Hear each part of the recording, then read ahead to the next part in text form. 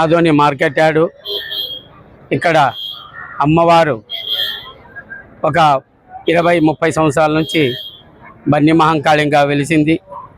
ఇక్కడి వారికి హమాలీలు కానీ, తర్వాత దళాలంగడి యజమానులకు కానీ, అలాగే కూలి వాళ్ళకు కానీ, అలాగే గుమాస్తాల సంఘం వారికి కానీ, ప్రతి ఒక్క రైతులకు కానీ, అలాగే ప్రతి ఒక్కరికి కూడా అమ్మ కొంగు బంగారమే వెలిసిన తల్లి బండి మహంకాళి తల్లి. ఈ అమ్మ కొలిచేవారికి కొంగు బంగారముగా వెలిసింది.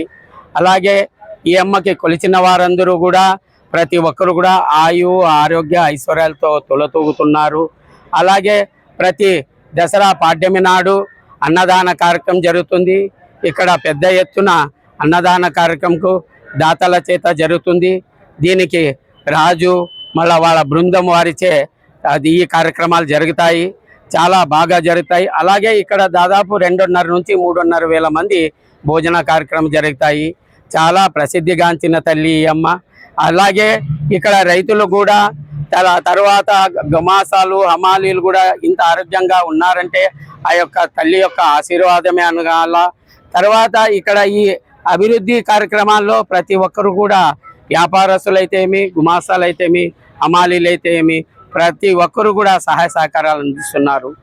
ఈరోజు ఈ అభివృద్ధి కార్యక్రమం జరగాలంటే ప్రతి ఒక్కరూ సహాయ సహకారాలు ఉండాల్సిందే.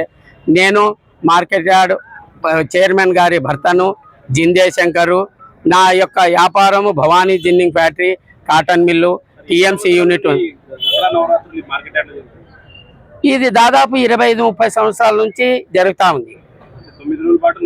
9 రోజుల పాటు ప్రతినిత్యము రోజు పంచామృత అభిషేకము, కుంకుమార్చన పురోహితుల చేత జరుగుతుంది. పాడ్యమి రోజు మొదటి రోజే అన్నదాన కార్యక్రమం జరుగుతుంది. దశమి నాడు ఉత్సాహంగా కుంకుమార్చన, పంచామృతాభిషేకం, మహామంగళారతి కార్యక్రమాలు జరుగుతాయి. ఓం జగ. మా పేరు Jinde Shankar, market yard chairman భర్తను నేను.